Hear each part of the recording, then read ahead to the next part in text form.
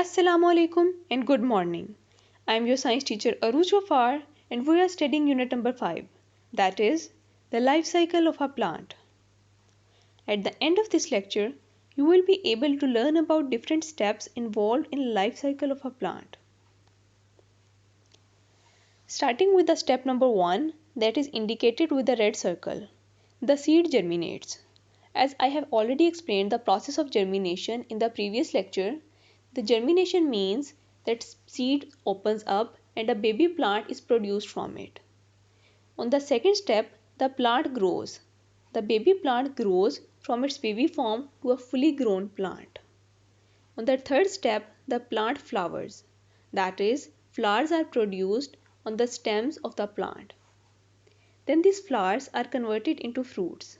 As the fourth step indicates, the flower produces fruit.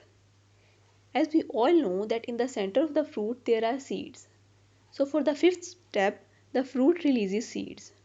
Fruit either breaks open or it dries up and then opens and it releases the seeds. For the sixth step, a new life cycle begins as these seeds then grow into the new plants. So these are the 6 steps of a life cycle of a plant.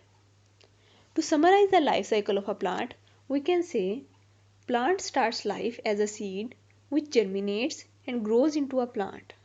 The fully grown plant produces flowers. The flowers produce seeds in a fruit or seed pod. The seeds germinate to produce new plants. For your home assignment, you have to draw all the stages of life cycle of a plant. You can send me your completed assignments at this email ID. In case of any questions, you can always contact me at this email ID. This is the end of today's lecture. Till next time, Allah Hafiz.